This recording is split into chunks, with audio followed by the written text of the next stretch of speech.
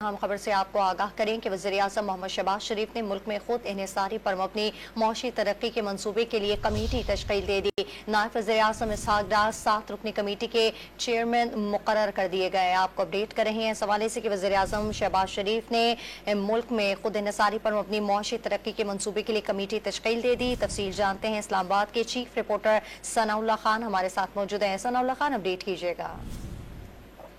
देखिए, ये एक बरतानवी इकोनॉमिस्ट जो स्टीफन है, उन्होंने एक पाकिस्तान की इकानमी के मसाइल के हवाले से और ग्रोथ के हवाले से एक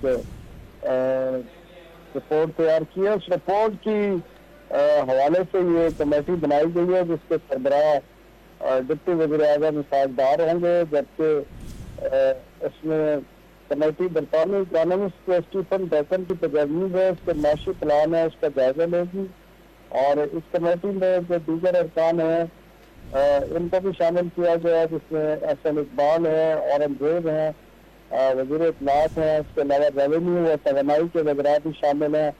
SIFC के नेशनल कोऑर्डिनेटर इस कमेटी में शामिल है। और कमेटी माशी प्लान का जो मसौदा है स्टीफन का, उसके मुख्तलिफ शोबों का जायजा लेके रिपोर्ट तैयार करेगी और वज़ीर-ए-आज़म को और काबीना को पेश करेगी। तफसील अपडेट करते सनाउल्लाह खान, आपका बहुत शुक्रिया।